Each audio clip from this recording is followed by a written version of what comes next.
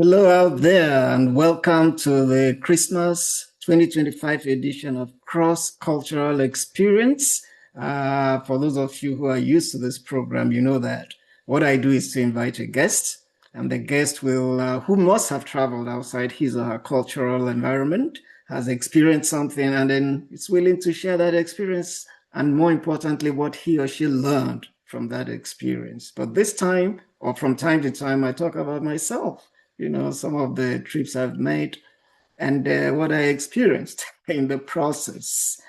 All right. So that's what I'm going to share with you today. Let me tell you something. People who travel, one of the things you have to keep in mind is that of course, you're going to a totally different cultural environment. So one of the things to keep in mind is to try as much as possible to know how people live. Don't just stay, cocooned in your wherever you live, hotel or whatever, and then think that you know the people. No, you don't. Just step outside and just look around, carefully, by the way. Also, more importantly, find out how they communicate, because that is very, very important, because you might miscommunicate and then you say the opposite of what you had in mind. Now, here is my experience. And this happened, I'm from Nigeria originally, and this happened in Nigeria, but I was traveling to see a friend who was living in the northern part. So it was a totally different cultural experience for me. And so he gave me his address. It was called, he said, take one of those mini buses. You'll stop at a place called Sabo Station. Sabo Station, S-A-B-O Station. Just a light, and then you'll just find your way. So I said, fine. Now, before I continue with this story, let me tell you something. If you want to be part of cross-cultural experience, all you need to do is to email me cross-cultural-experiences. Don't forget the S at gmail.com, and then we'll take it from there. And if you want to see what we've done in the past, or what we did in the past, you will just click on what you're looking at right now. There's a section that tells you who we are. Click on that. You can see the 50-something, recordings we have had so far. Okay, back to my story. So Sabo Station was where I was supposed to alight, and that was fine. So I get to the place where I was supposed to take my mini bus, and I just got in. I asked the is this the one that goes to Sabo Station? Somebody who was just around, and I said, yeah. So okay, I joined. But as we were going, I never had Sabo Station. We kept passing and passing. Is this place at the other end of the world? What's going on?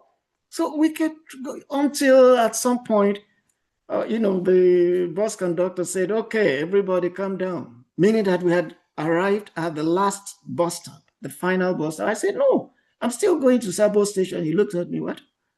I said, Sabo Station. He said, no, I don't know about that. Just come down. So I got, of course, you don't argue with those people. So I came down. And I was totally confused. So I had to ask another gentleman I saw there. I said, look, I'm going to Sabo Station. The guy expressed his surprise as much as the bus conductor and said, Sabo Station?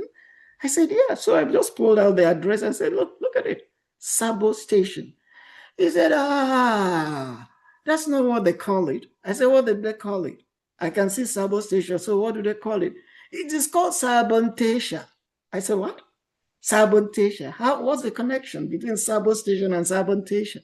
He said, if you want to get to your destination, just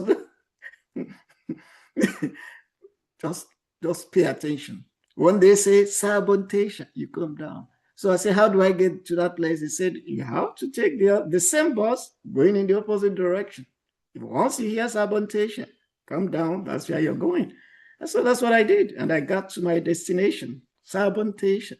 But what I had was Sabo Station, and I thought I was speaking good English. All right.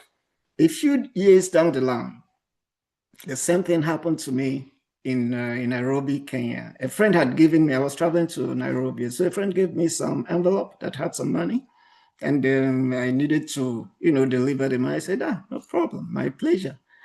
And so I got to Nairobi, and then went to the bus station where I was supposed to catch the minibus, and I stood there. I was looking, it was written East Lee, East as in East, E-A-S-T, and Lee, L-E-I-G-H. So I said, okay, that's fine. I waited and waited. Buses were coming and going, coming and going. I said, no, there has to be one that is going to East Lee. And after a while, I had to ask another friend because I remembered my Nigerian experience. I had to ask another person, I'm going to East Lee. And the guy looked at me, oh, who is this stranger that is going to East Lee? And he said, there's no place like East Lee. I said, but this is what is written. He said, okay, I know what the problem is. It is not called East Lee. It is called Easy Lee. I said, no, you are not serious. That is what it is called, Easy Lee. And I've been hearing all those bus conductors go, Easy Lee, enter, Easy Lee. I didn't know that Easy Lee meant East Lee. So at the end of the day, I just joined. I think it was bus number 13 or 5. I can't remember. So I just joined. Where are you going? Easy Lee. So I went to Easy Lee and delivered the message, and I came back. So, like I said, it's nice to communicate and get to know the kind of language people, speak and where you want to get something. Otherwise, you just get lost. Now, this is another experience. It didn't involve me, but it involved somebody I well respected, and he was my friend. I used to work for Vanguard newspaper in Nigeria as the foreign person in charge of the foreign desk. So I got to know members of the diplomatic community. And so this guy, or this man, was the High Commissioner, the Tanzanian High Commissioner to Nigeria. His name, very long, don't attempt to pronounce it, Wade Mwasakafyuka. Wade Mwasakafyuka. That was, if you read Things Fall Apart, it sounds like the dry meat that fills the mouth. Wade Mwasakafyuka. So, very nice man. And so he told me, I used to visit him at the High Commission building. And so he told me that, hey, you Nigerians, I don't know what I said, Ambassador, you have come again. What is wrong with Nigerians? So he said, do you know that I was coming back from a diplomatic, one of those meetings? And on the way back, he loved his drinks, by the way. And he used to smoke, chain smoker, but he loved his drinks. Not a drunkard, from time to time. And he needed to buy drinks, for entertainment since he's the High Commissioner. And so what happened? As the driver was passing by somewhere in Lagos, he looked around and he saw the drinks he used to buy at the high-end, expensive supermarkets. Hennessy, Johnny Walker, black this, black label, white label. He saw everything on the streets. And so he told the driver, can you stop for a minute? So the driver stopped, say, Oga, that is, sir, what is it? So we need to buy those things. Are they selling them? So the driver said, yeah, they sell them. The guy said, can you find out how much? The driver said, no, I don't need to find out. They're relatively cheap. And so he said, okay, here is money.